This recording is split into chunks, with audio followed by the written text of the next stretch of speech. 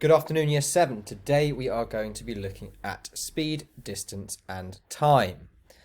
Our lesson objectives are going to be to define speed, look at the relation between speed, distance and time, and then apply that knowledge to some simple graphs.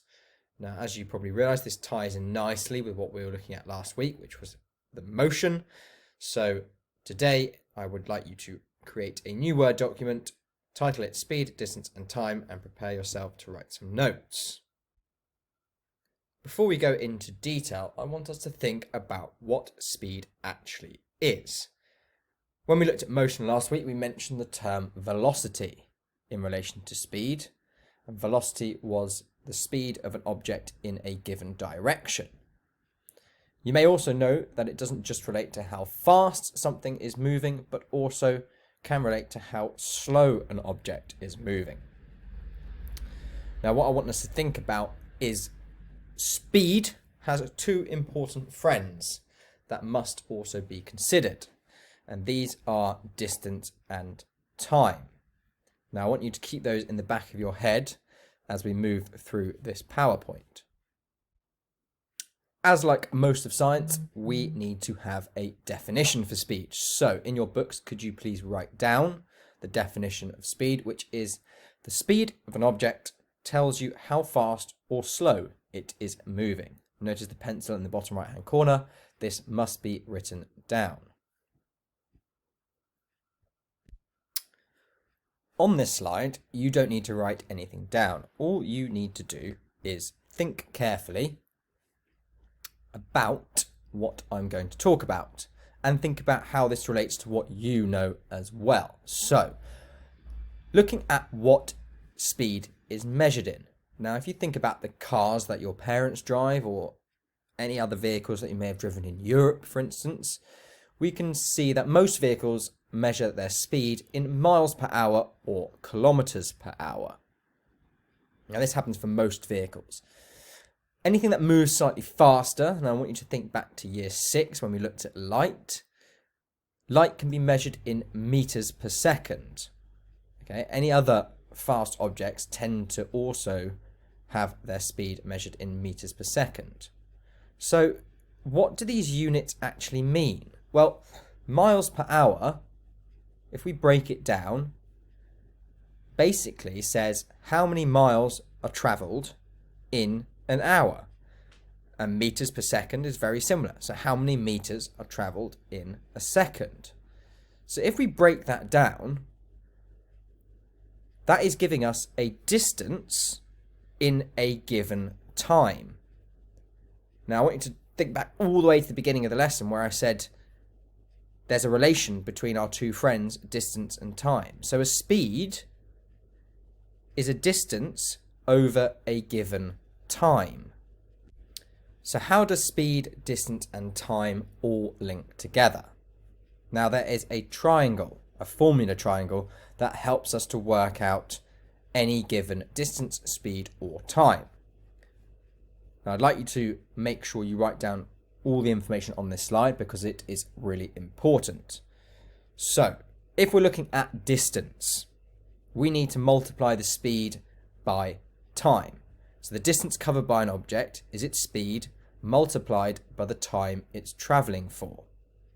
If we want to look at time, so the time an object moves for is the distance it travels divided by its speed. If we then want to look at the speed of an object, okay, now the average speed of an object is the distance it travels divided by the time it's travelling for. So those are the three ways that you can work out how to work out distance, how to work out time, and how to work out speed, and how they all link together. Please make sure you have all the information on that slide, including the triangles and the formula written down in your notes.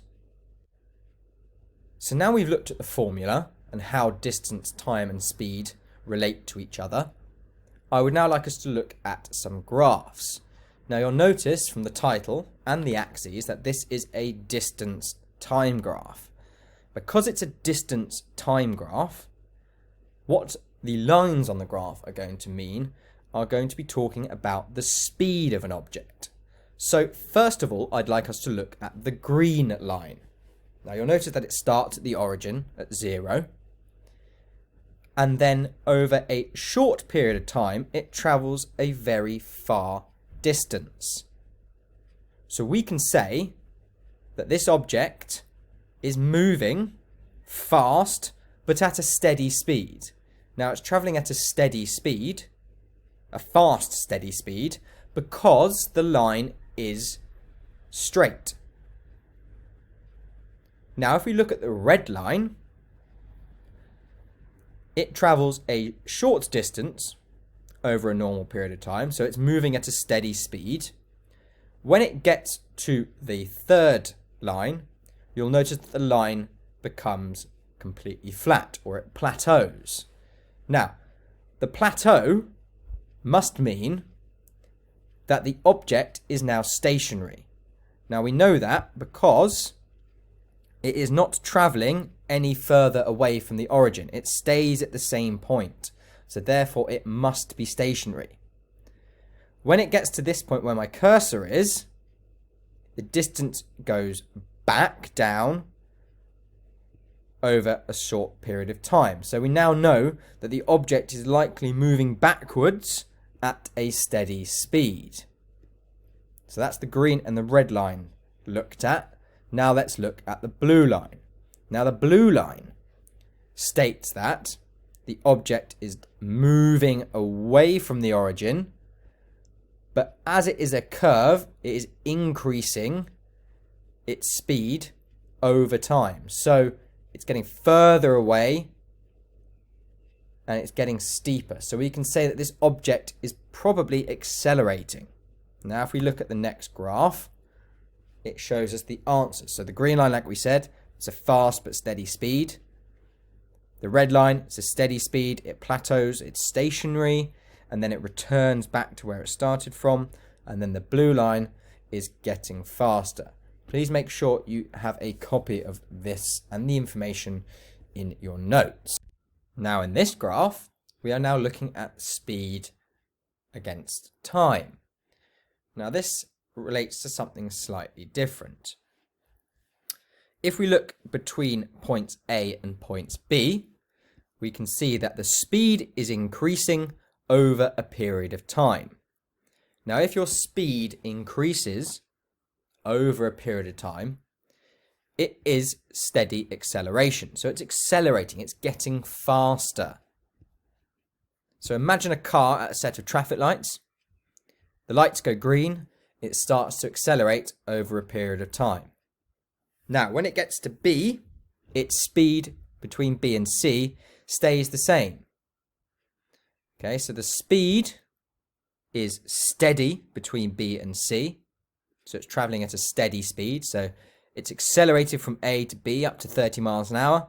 It's now traveling at 30 miles an hour when it gets to C. Between C and D, okay, its speed is going to increase again gradually because it's a straight line. So we can say that it's probably maybe reached a part of the road where he can now accelerate up to 40 miles an hour. So again, we have steady acceleration between C and D. Now, when we get to between D and E, obviously we are reducing our speed back to 0, and it's a straight line, so it's a steady deceleration as we go all the way down to a standstill or stop.